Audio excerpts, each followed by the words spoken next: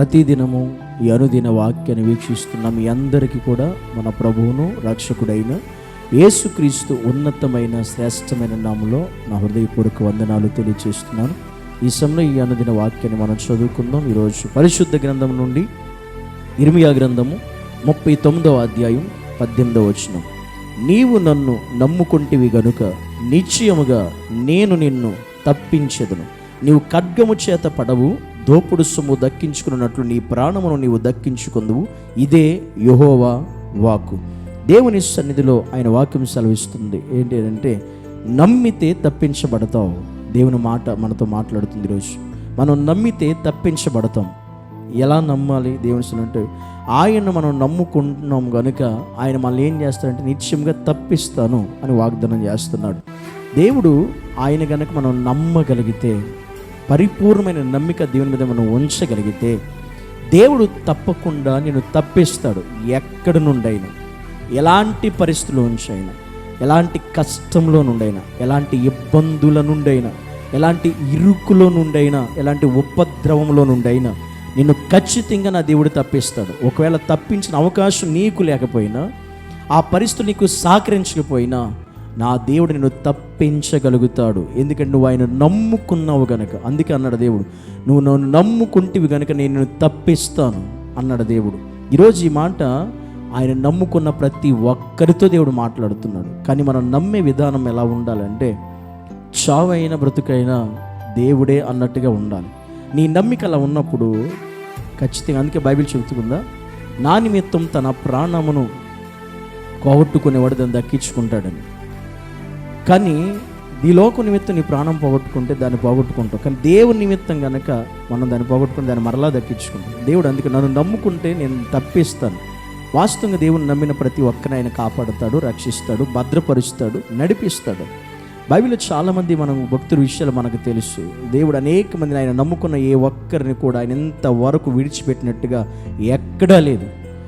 నేను దేవుని నమ్ముకుని మోసపోయాను కానీ, నేను దేవుని నమ్ముకుని చెడిపోయానని కానీ, నేను దేవుని నమ్మి నేను ఆ జీవితం పాడైపోయిందని చెప్పేటువంటి వారి చరిత్రలో ఒక్కడ కూడా మనం కనపడ్డు. నేను దేవుని నమ్మ ఆయన నా జీవితం ఈ కార్యం చేసాడని చెప్పేవారే మనం వింటాం. కానీ ఆయన నమ్మి నేను ఇలా అయిపోయాను అనేటువంటి సాక్ష్యాలు మనం ఎక్కడ వినం. అదే దేవుడు మనతో మాట్లాడుతున్నావు. ఆయన నమ్ముకున్నావు కనుక నేను తప్పిస్తాడు. కానీ నువ్వు నమ్మవలసింది ఈ లోకాన్ని కాదు, మనుషుల్ని కాదు, లోక పరిస్థితుల్ని కాదు, లేకపోతే ఈ లోకంలో ఉన్నటువంటి అనేకమైనటువంటి రంగురాళ్ళని కాదు, ఈ లోకంలో ఉన్నటువంటి అనేకమైనటువంటి మంత్రాలని కాదు, ఈ లోకంలో ఉంటే తాయిత్తుల్ని కాదు, ఈ లోకంలో ఉన్నటువంటి ఈ లోకసమైన జ్యోతిష్కాలని కాదు. నువ్వు నమ్మవలసింది దేవుణ్ణి. ఈరోజు చాలామంది రాళ్ళు నమ్ముకుని బతికే వాళ్ళు కొంతమంది, తాయెత్తులు నమ్ముకునే వాళ్ళు కొంతమంది, జ్యోతిష్కాలను నమ్ముకునే వాళ్ళు కొంతమంది, మంత్రాలను నమ్ముకుని బతికే వాళ్ళు కొంతమంది. కానీ ఈరోజు దేవుడు మాట్లాడే సత్యం ఏంటో తెలుసు. నువ్వు నమ్మవలసింది వాటిని కాదు, జీవము కలిగిన దేవుని నమ్ముకుంటే నువ్వెక్కడున్నా నా దేవుడు నిన్ను తప్పిస్తాడు. అది ప్రమాదమైనా, మరణమైనా, ఏ పరిస్థితి అయినా కావచ్చు, శత్రు భయమైనా కావచ్చు, నా దేవుడు నిన్ను తప్పించడానికి సిద్ధంగా ఉంటాడు. ఇప్పుడు కూడా మనం తెలుసుకోవాలి. షడ్డక మేషక బెదుగోలను చూస్తే వారు అగ్నిలోకి వెళ్ళిన దేవుడు తప్పించాడు. ఎందుకంటే ఆయన్నే నమ్ముకున్నారు. అక్కడున్న ప్రతిమను నమ్ముకోలేదు, అక్కడున్న రాజును నమ్ముకోలేదు కనుక వారు నమ్మింది తమ ఆరాధించే దేవుణ్ణి నమ్మారు కనుక దేవుడు వాళ్ళని తప్పించాడు అగ్నిగుండం నుండి కూడా. దానియేలు నమ్మింది అక్కడ ఉన్న రాజ్యాన్ని కాదు, తన పదవిని కాదు, తన ఉద్యోగాన్ని కాదు, తన హోదాని కాదు, తన అన్ని కలిగిన వాడైనా తన నమ్ముకున్నది దేవుణ్ణి. అందుకే దేవుడు దానియేలు సింహబోల నుండి కూడా తప్పించాడు, రక్షించగలిగాడు. ఈరోజు నీవు నమ్మవలసింది నీకున్న ఉద్యోగాన్ని కాదు, నీకున్న హోదాని కాదు, నీకున్న పేరుని కాదు, నీ చుట్టూన్న మనుషుల్ని కాదు, నీ పరిస్థితుల్ని కాదు. నువ్వు నమ్మవలసింది దేవుణ్ణి. నా యేసుని నువ్వు నమ్మగలిగితే ఆయన చెబుతున్న మాట, ఆయన ఖచ్చితంగా నిన్ను తప్పిస్తాడు.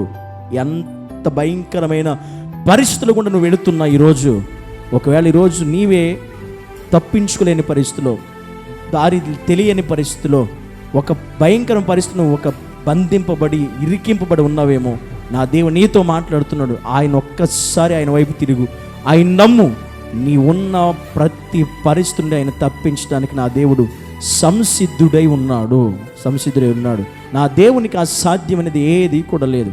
కనుక సంపూర్ణ ఈరోజు దేవునితో మాట్లాడుతున్న ఆత్మీయ విషయం ఏంటి తెలుసా? ఆయన మాత్రమే నమ్ము, ఇంకా దేన్ని ఎవరిని నమ్మొద్దు. ఆయన ఖచ్చితంగా నిన్ను తప్పించి రక్షించి కాపాడి స్థిరపరచడానికి నా యేసయ్య ఎల్లప్పుడూ నీకు తోడై ఉంటాడు. కళ్ళు మూసుకుందాం, ప్రార్థన చేద్దాం. పరిశుద్ధుడు అయిన దేవా, నీకు వందనాలు.